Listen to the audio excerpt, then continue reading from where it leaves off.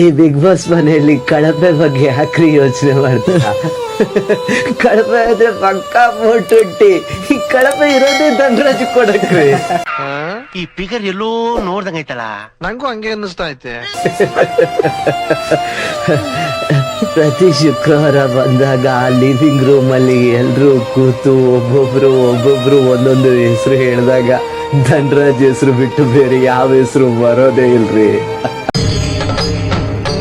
ಇದೆ, ಇಲ್ಲೊಂದು ಸಮಸ್ಯೆ ಖಂಡಿತ ಇದೆ.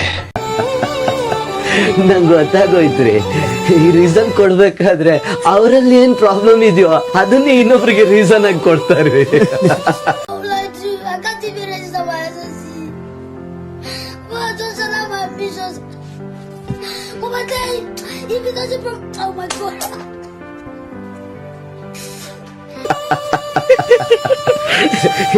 ಈ ಎಂಟರ್ಟೈನ್ಮೆಂಟು, ಇನ್ವಾಲ್ವ್ಮೆಂಟು, ಪ್ರಾಮಾಣಿಕತೆ ಇವೆಲ್ಲ ಮಿಕ್ಸ್ ಆಗಿ ನನಗೆ ಗೊತ್ತಿಲ್ಲದೆ ಈ ಬಿಗ್ ಬಾಸ್ ಮನೆಯಲ್ಲಿ ಏನ್ ಮಾಡ್ಬೇಕು ಅಂತಾನೆ ತಲೆ ಕೆಟ್ಟೋಗಿದ್ದಾರೆ. Congratulation brother. ಗಂಡು ಮಗುನ ಹೆಣ್ಮಗು? ಅಬ್ಬಬ್ಬಬ್ಬ, ಲ್ಯಾಟ್ರಿ, ಇನ್ಕಮ್ ಟ್ಯಾಕ್ಸ್.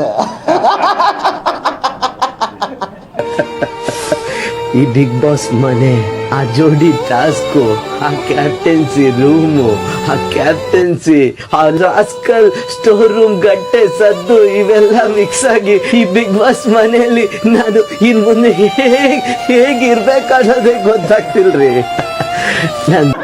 ಯಾವ ಇವೆಲ್ಲ ಬಿಡೋದಿಲ್ಲ ಅಂತ ಗೊತ್ತಾಗೋಯ್ತ್ರಿ, ನಂಗೆ ಗೊತ್ತಾಗೋಯ್ತು. ಇಲ್ಲಿ ಯಾರು ಬೇರೆಯವ್ರಿಗೋಸ್ಕರ ಆಟ ಆಡ್ಬಾರ್ದು, ನಾವು ನಮಗೋಸ್ಕರನೇ ಆಟ ಆಡ್ಬೇಕು. ಕೊನೆಗೂ ಕಳಪೆ ಧನರಾಜು ಜೈಲಿಗೆ ಸೇರಿದ್ದಾರೆ. ನಾನು ಹೇಳ್ದೆ ಅಲ್ಲ, ಲೌಡಾನು ಆಗಲ್ಲ ಅಂತ. ಒಂದೆರಡು ಲೈನ್ ಹೇಳಿ. ನೀನ್ ಯಾಕೆ ಹಂಗ ಊಸ್ ಬಿಡ್ತೀಯಾ? ಬಿಟ್ರು ಆ ಸೌಂಡ್ ಕೇಳಕ್ ಆಗ್ತಿಲ್ಲ. ಊಸ್ ಬಿಡ್ಬೇಡ, ಸುಮ್ನೆ ಇರೋ ದೇವದಾಸ.